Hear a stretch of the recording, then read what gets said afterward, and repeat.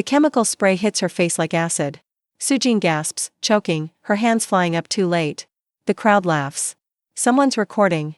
Manager Kwon Miho stands over her, triumphant, as she falls backward into broken glass.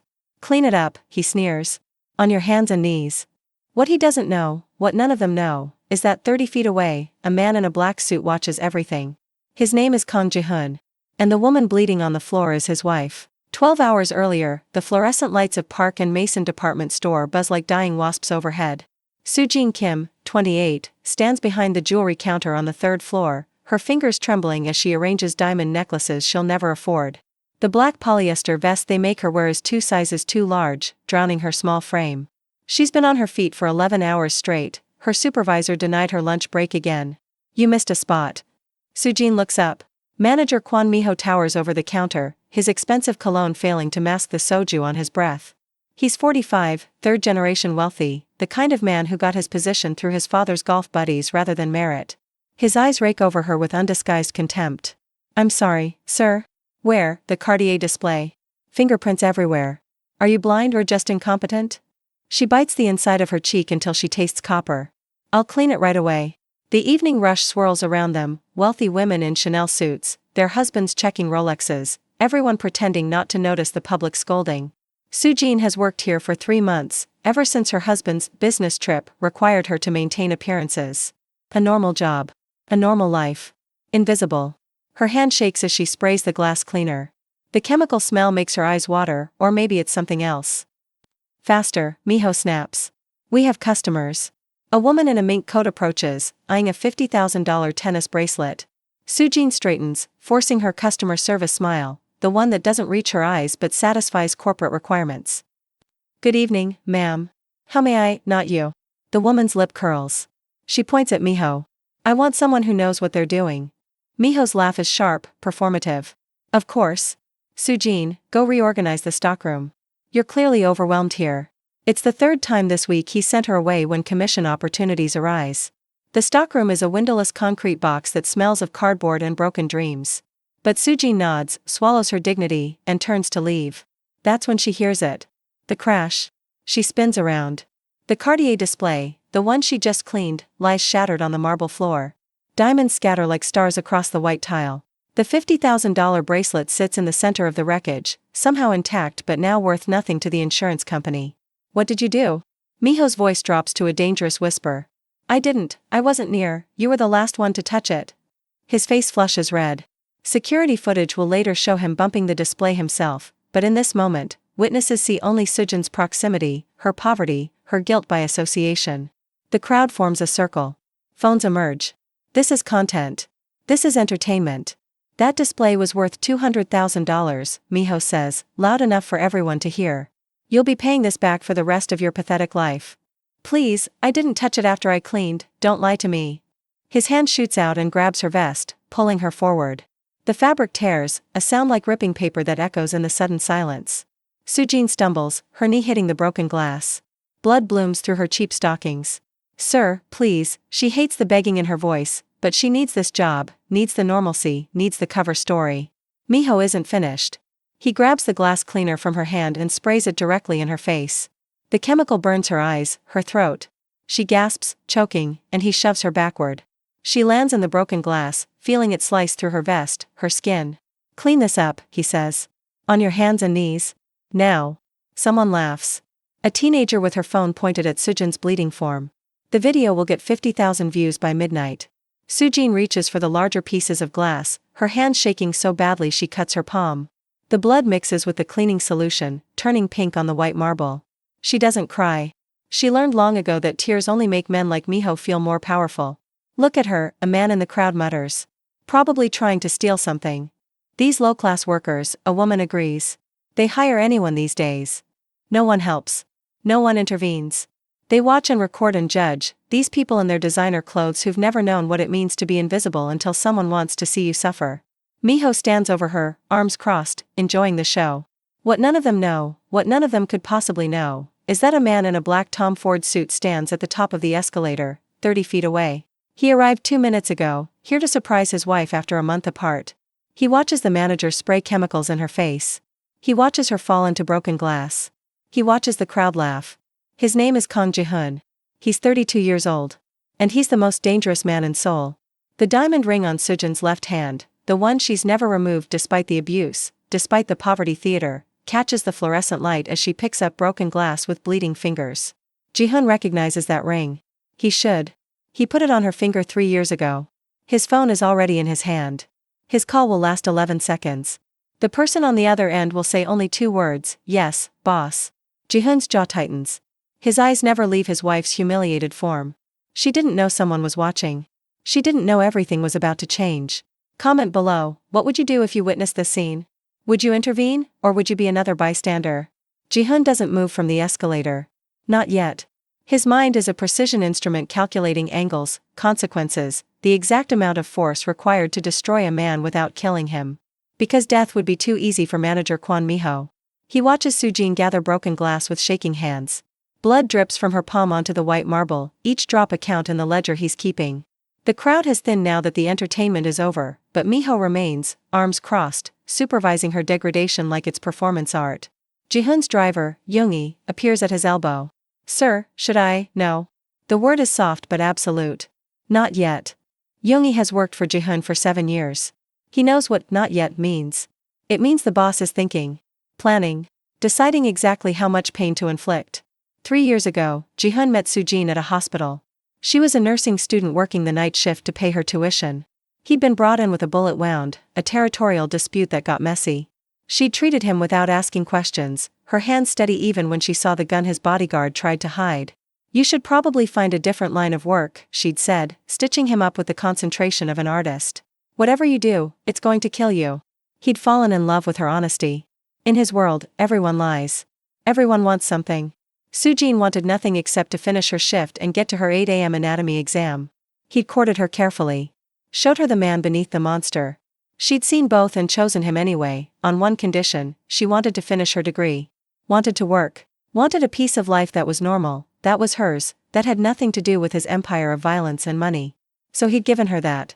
Set her up in a modest apartment. Created a paper trail showing she was estranged from her wealthy family, living on her own, working retail to make ends meet.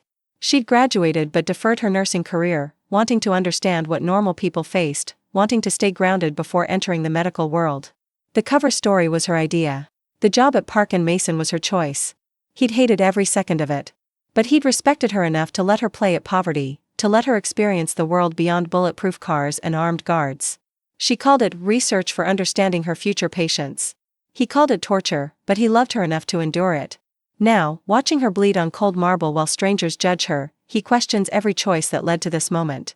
"Get me everything on Kwon Mi-ho," Ji-hun says quietly. "Family, finances, every person he's ever loved. I want to know his mother's favorite flower and his father's blood type. I want to know every secret he's kept since he was old enough to lie." Yoongi nods and disappears. He'll have the information within the hour. Ji-hun's intelligence network makes the CIA look like amateur hour. Ji-hun descends the escalator slowly. Each step is measured. Controlled. He's learned to weaponize his calm. It terrifies people more than rage ever could. Sujin is standing now, her torn vest hanging off one shoulder, her bloodied hands full of broken glass. She's depositing the shards into a yellow hazard bin, her movements mechanical, dissociative. She's somewhere else in her mind, somewhere safe, somewhere this isn't happening. He knows this about her. She compartmentalizes trauma the way he compartmentalizes violence. It's one of the things that made him certain she could survive being married to him. But she shouldn't have to compartmentalize humiliation at a retail job. "Are we done here?" Sujin asks Mi-ho, her voice steady despite the tears drying on her chemical-burned face. "Done?" Mi-ho laughs. "You're fired. Security will escort you out. And you'll be hearing from our lawyers about the damages." "I understand." She's so dignified in defeat it makes Ji-hun's chest physically ache. She turns toward the employee exit, limping slightly from the glass in her knee. She doesn't see Ji-hun. She's looking at the floor, at her bleeding hands, at anything except the faces of people who watched her suffer. Ji-hun lets her go. This isn't the moment for reunion. This is the moment for reckoning. He approaches the jewelry counter. Mi-ho is directing 2 security guards to review the footage, pointing at screens, constructing his narrative of Sujin's negligence. "Excuse me," Ji-hun says. Mi-ho turns, irritation flashing across his face until he actually sees Ji-hun. Then something shifts. Maybe it's the suit. Tom Ford doesn't make mistakes with fit. Maybe it's the watch, a Patek Philippe worth more than Miho's annual salary. Maybe it's the way Ji-hun carries himself, like a man who's never questioned whether he belongs anywhere. Yes, sir? Miho's tone changes entirely. How may I help you? I witnessed what just happened, Ji-hun says pleasantly. The incident with your employee. Miho's smile is oily. A terrible situation. The girl was careless, I saw you bump the display. Silence. The security guards exchange glances. I'm sorry? Miho's smile freezes. The video footage will show it clearly. You bumped the display while reaching for your phone. Then you assaulted your employee to cover your mistake. Ji-hun tilts his head. I assume you know assault is a criminal offense. Miho's face flushes. I don't know who you think you are, my name is Kang Ji-hun. He lets it land. Waits for recognition. It comes like a wave. Miho's eyes widen. The security guards step backward.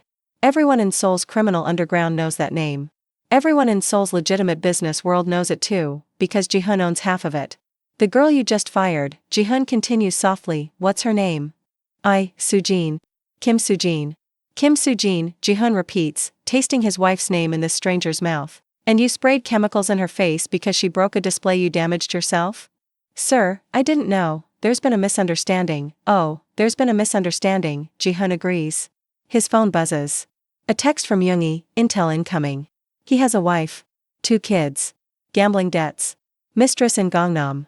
Father owns 30% of the building. Perfect. Ji-hun looks at Miho. Really looks at him. Sees a small man given power he never earned, wielding it against people who can't fight back. Sees a bully. Sees someone who's about to learn what real power looks like. I'm going to make a call, Ji-hun says. After I make this call, your life will be different. Do you understand? Miho opens his mouth. Closes it. Nods. Ji-hun dials.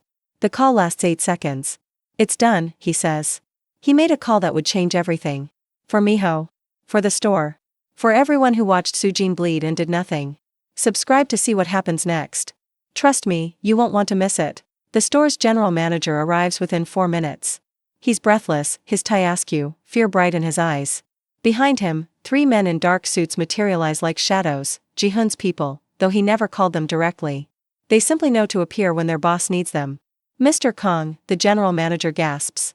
I apologize we had no idea, please, let me, Ji-hun raises one hand. The manager falls silent. The security footage from the last hour, Ji-hun says. I'd like to see it. Of course, immediately, right this way. They move to the security office, a cramped room smelling of instant coffee and electronics.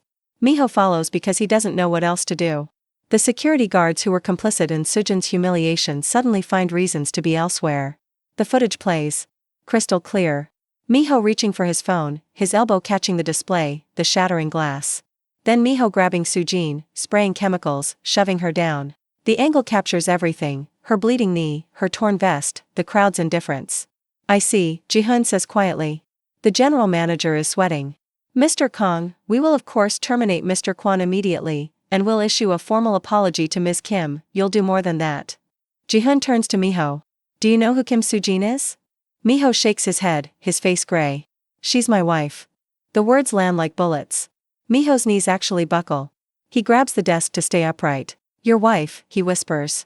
My wife, Ji-hun confirms. The woman you assaulted. The woman you sprayed chemicals in the face. The woman you fired for your own mistake. He pauses. The woman you called low class. I didn't know, that's the problem, isn't it? You didn't know. You didn't care to know. You saw someone you perceived as powerless and you decided to exercise your petty authority. Ji-hun's voice never rises above conversational volume. It doesn't need to. Do you have children, Mr. Kwon? Miho nods, terrified. 2 daughters. Ages 7 and 9. They attend Seoul International Academy. Their tuition is $40,000 per year, which you can barely afford because of your gambling debts. You owe the wrong people $200,000. People who were willing to wait because your father owns 30% of this building. Ji-hun checks his watch. Your father just sold his stake. To me. I now own this building. I also just purchased your debts. You owe me $200,000. The room spins. Miho can feel it spinning. Your mistress in Gangnam, Ji-hun continues, she's been informed that you're bankrupt. She won't be returning your calls. Your wife received an anonymous package containing evidence of your affair approximately 3 minutes ago. Your daughters will be withdrawn from their school by end of day. I've already paid their tuition in full for the year, as a gift to them. They don't deserve to suffer for their father's cruelty. Please, Miho begs. Please, I'll apologize, I'll do anything, you'll apologize, Ji-hun agrees. To Soo-jin. On your knees. In front of everyone who watched you humiliate her. The general manager clears his throat. Sir, we should consider, I'm not asking for your input, Ji-hun says. His eyes haven't left Miho's face. Here's what's going to happen. You're going to wait here while I find my wife. Then you're going to apologize. Then you're going to leave Seoul. I don't care where you go, but if I see your face in the city again, the consequences will be permanent. Do you understand? Miho nods, tears streaming down his face. Ji-hun exits the security office. His phone buzzes, Soo-jin's location, tracked through the smartphone he gave her for emergencies.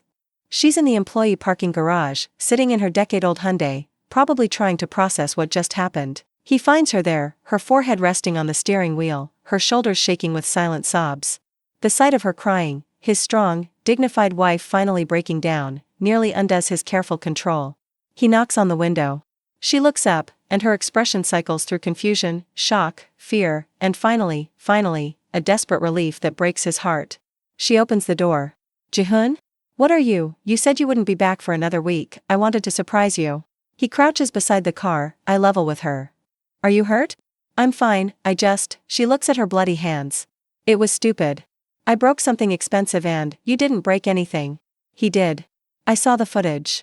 Her eyes widen. You saw? I saw everything. He reaches for her hands, examining the cuts from the glass. I saw what he did to you. What they all did. It's just retail, she says, but her voice breaks. It's not, it doesn't matter, it matters to me. He pulls out his handkerchief, monogrammed, absurdly expensive, and wraps it around her bleeding palm. You matter to me.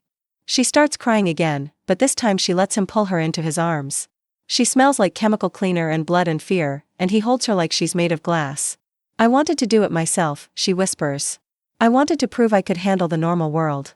That I wasn't just your wife, living in your shadow. You're not in my shadow, he says fiercely. You're the only light I have. She pulls back, looking at his face. What did you do, Ji-hun? What I had to. He helps her out of the car. Come with me.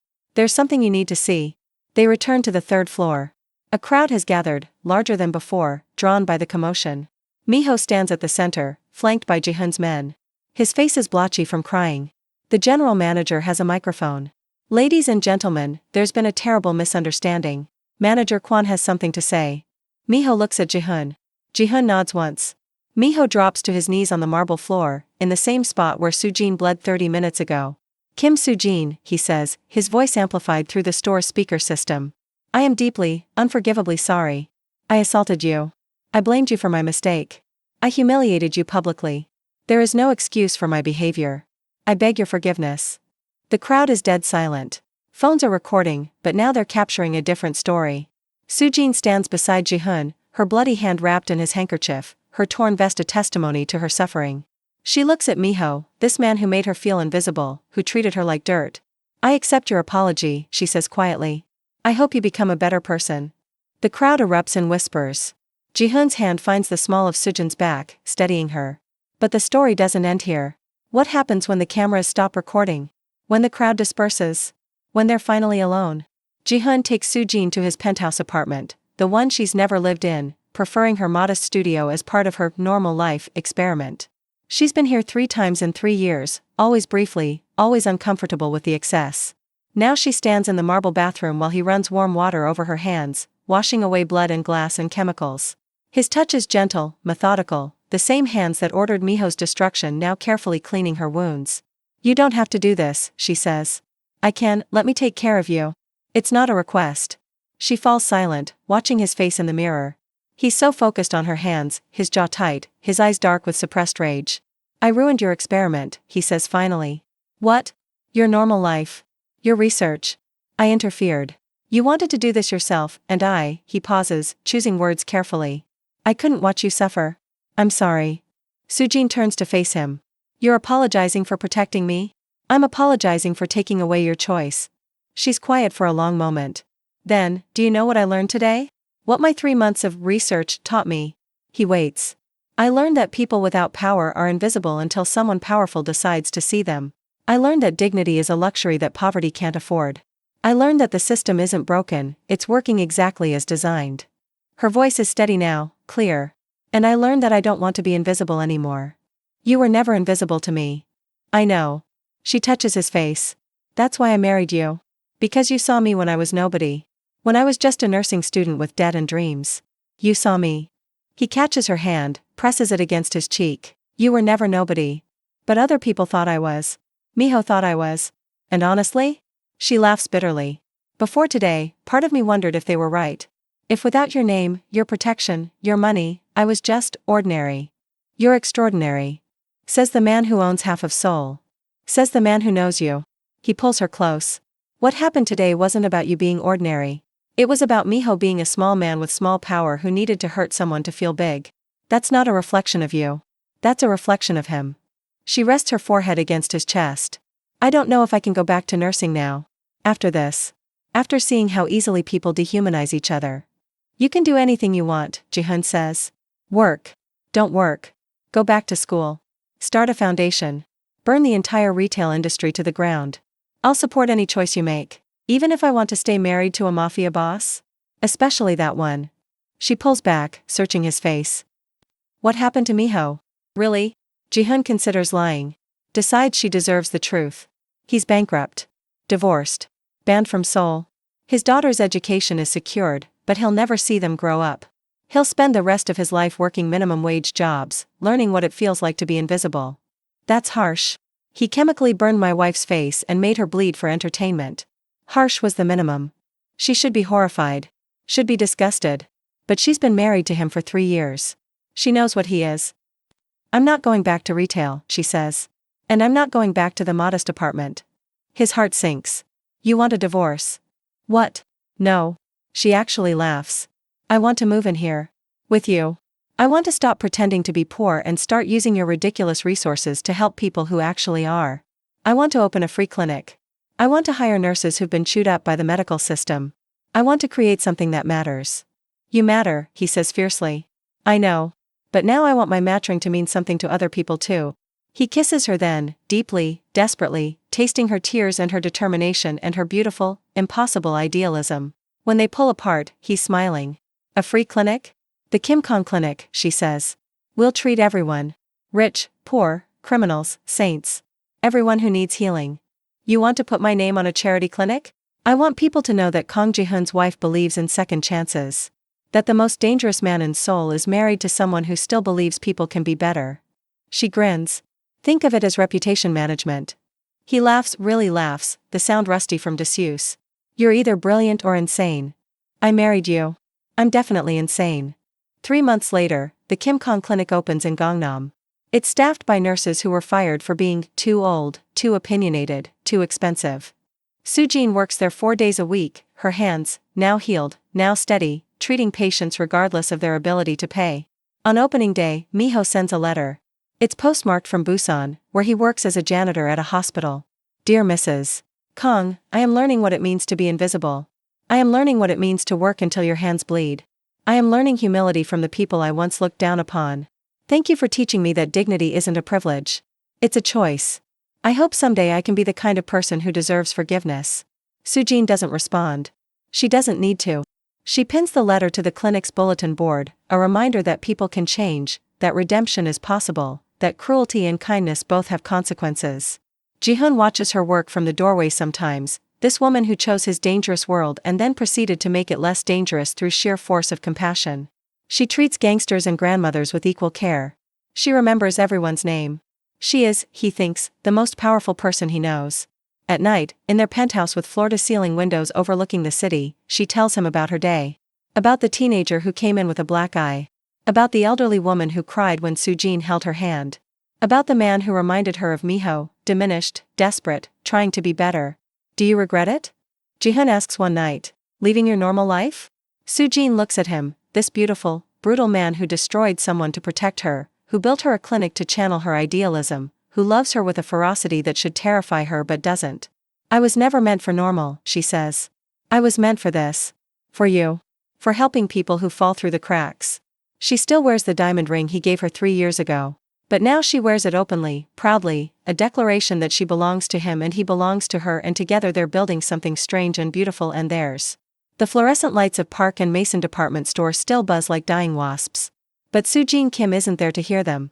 She's somewhere better, somewhere she matters, somewhere she's never invisible. And Kwon Mi-ho, in Busan, mops hospital floors and thinks about the woman he humiliated.